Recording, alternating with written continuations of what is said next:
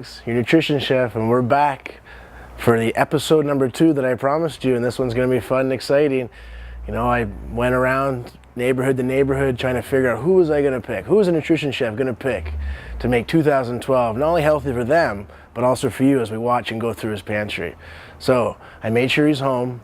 I know that he doesn't know I'm coming. I put a call in, got my wife to put a call in, so he is home. He doesn't know I'm coming, but I know he's going to be more than happy and more exciting to have me come in there and have a great educational segment go on here. So let's go. Oh, but wait, before we do it, let me get on my Super Chef jacket. All right, you ready? Let's go.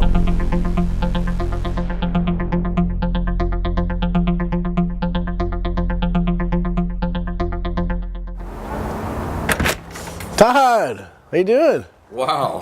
What's up, dude? So, hey, sorry about my chef jacket, but you know, remember that first episode I had?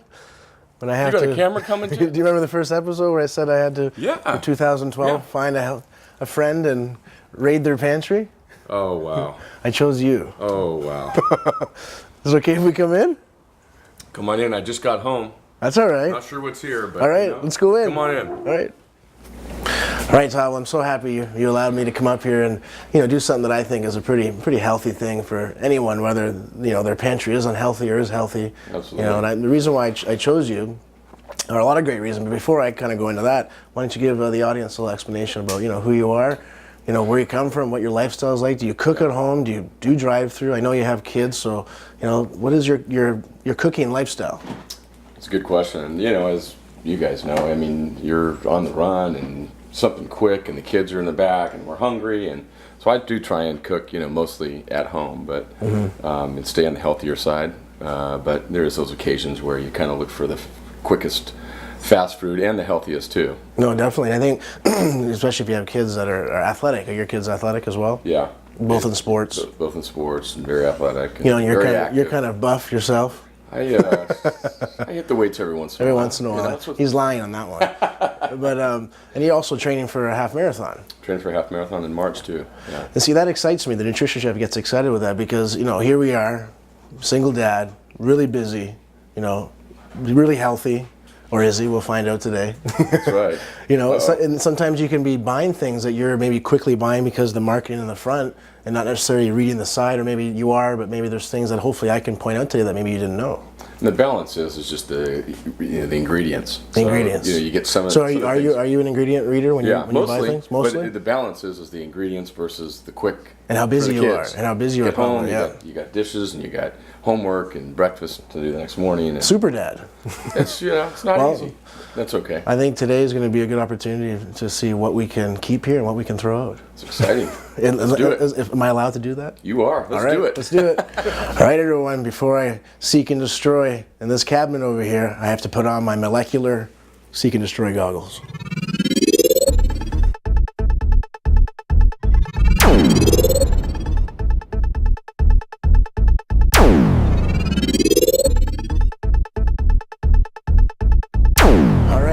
Here we are, about to begin 2012, and I'm hoping after today and after our viewers are watching us that they're going to be inspired to want to go through their pantry, and maybe take some of the insight and education that we're going to share with you guys today, and make 2012 healthier inside and out. Because when you come home, my biggest thing is your biggest habits are at home.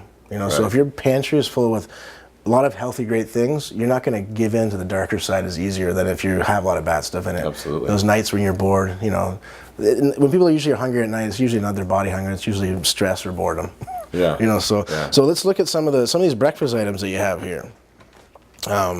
This one here I was looking at, what I like about this is like, in comparison, probably the most popular Rice Krispie, that we probably grew up on when we were kids. Right. But with it being better, it doesn't have any of the bad sugars in it. Yeah, that's what I read. And it's full of vitamins. Not just that it's fat-free, but some. Because a lot of times, if it's not fat-free, you still want to look at the type of carbohydrate it is, and it's a rice carbohydrate, which has got a low insulin response on your pancreas. So that's a good cereal. Okay. So this one passed the test. It's good. And then let's look at this. So this is a perfect example. This is something because I have children too, and I know that as a dad, pancakes are great to do for the kids. Kids love them. It's a good weekend thing. Yeah. And when you look at this, you would think, heart healthy, automatically. And then you look at whole grain and all that stuff. But what's hidden in this ingredient is canola and soybean oil mixture. And usually in generic products, there's no way that this is one of those, it's an oil that's not genetically modified. So it means it's genetically engineered, soybean and canola oil, and that's not something you want to put in your body. It just creates more carcinogens, and it's not a healthy oil when you can get a non-GMO or an oil that hasn't been, basically molecularly changed from its proteins. Yeah. And so, not to get too scientific on everybody, but you'll see when you go to health food stores nowadays, you'll see non-GMO. But that means, genetically modified it's not a bean or a seed or a harvest that's been genetically engineered by the government in order to increase crop production. Yeah. And at the end of the day, then you end up ingesting that mutated. So this is a great product. It's whole grain, and it's got, none of the bad sugars and things like that, but then it has that in it. So it throws off the whole, marketing. Yeah. It's not from Mother Nature. Another big key factor for me is just add water. Yeah, exactly. And for instance, I think you all understand what you could do instead of this, because I'm sure you have some of these ingredients. You get some flour, some eggs, some protein powder, a little bit of vanilla extract, a healthy sugar, pancakes right there. And Hold on a second, I need to make some notes. I'll give you that recipe afterwards. Yeah, great. And then let's look at this one here. Toasted Mom's Best Natural. Let's look at Mom's Best. Let's see what Mom's Best is. So we got whole grain oat flour, very good. Evaporated milled sugar, not bad. And then what you do though is it's not just what's in the ingredients, but it's the order the ingredients are in. So that means because evaporated milled sugar is a second ingredient, that means 90% of this product is sugar. Because the order of ingredients is how much bulk it is when they're making the recipe. So even though it's a healthy sugar, it's just something to point out. It means there's a lot of sugar in here. And then you can also correlate to the carbohydrates compared to sugar. So for every 24 grams of carbohydrates, 10 of that is sugar, so it's quite a bit. So half of it. Almost half, almost 50% of it is sugar, right. and just the carbohydrate sense. So even though we got some healthy ingredients, the better one would be that one than this one. Right. When it comes down, if you're trying to watch your sugar intake, if you're a diabetic, yeah. Or if you have kids that get too ramped up when they eat sugar. Sometimes this is what happens. We don't know what we're giving our kids. Yeah. So far, we got some breakfast items that are good. Some quick oats. I mean, that's usually just 100% whole grain oats. The only difference, what happens with this type of oats is it's milled, so it's so processed that a lot of the vitamins and nutrients like the iron and the phosphorus get taken away in strips. So the better substitute is the steel cut. They take a little bit longer to cook. You get more nutrition, more vitamins, because it's been through a lot of machinery, and that rips away some of the nutrition. And then we got Swanson's chicken broth. So this is great. You got the no MSG. The only thing on here is just it's got a large amount of sodium, about 570 milligrams per 1 cup. This says 24%, but to me that's not, because the average RDAs recommend just to survive in life, not to prevent aging and disease. From all my all the studying I've done, you shouldn't get more than 800 milligrams of sodium a day. So this is great because if you're cooking, you don't want to use oil. Right. For like sauteing and stuff. Yeah. That's what I use. That's typically what I do. I'll cut that with water. Yeah, so you can cut it with water. Yeah. You can use a vegetable one too if you want to make, stay away from animal. If I don't know if some of your daughters like vegetarian dishes and stuff like that. They do. So it's always good to have. I always have at least a couple of these in my cupboard. Not this one, but like good organic vegetable broth. Yeah. And then you can also get the low sodium ones now too. Yeah. So that's a good idea. And then we got the Jet Puff marshmallows. Where did these come from, Todd?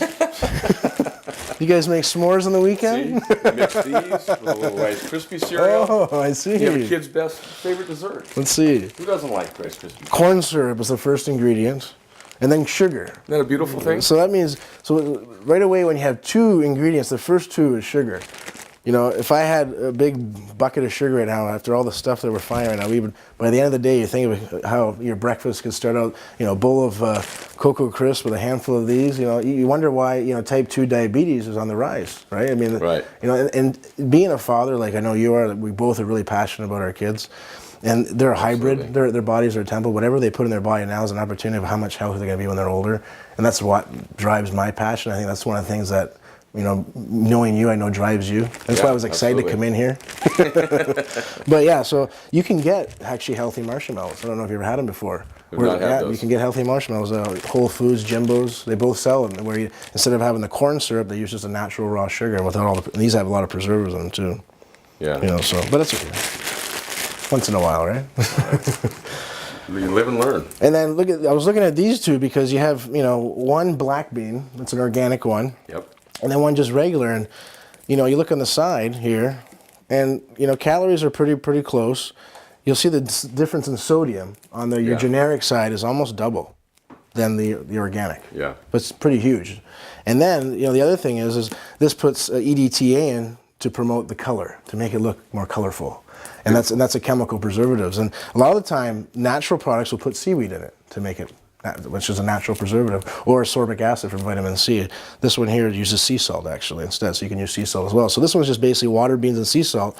This one's water, kidney beans, corn syrup, salt, calcium chloride, disodium ETA. So, again, it makes a difference because you can see how we've only gone through about 7 products. You can imagine in a day, how many chemicals someone can get in their body. And you only have 50% here. You're like 50% good. So you imagine someone that has all unhealthy ingredients in their food. By the end of the day, we wonder why 1 or 2 people are getting cancer. Just a tidbit. It's important. So let's put these back in here. I'm going to keep this one out though, because that's my best find on the top shelf. There's some good protein there.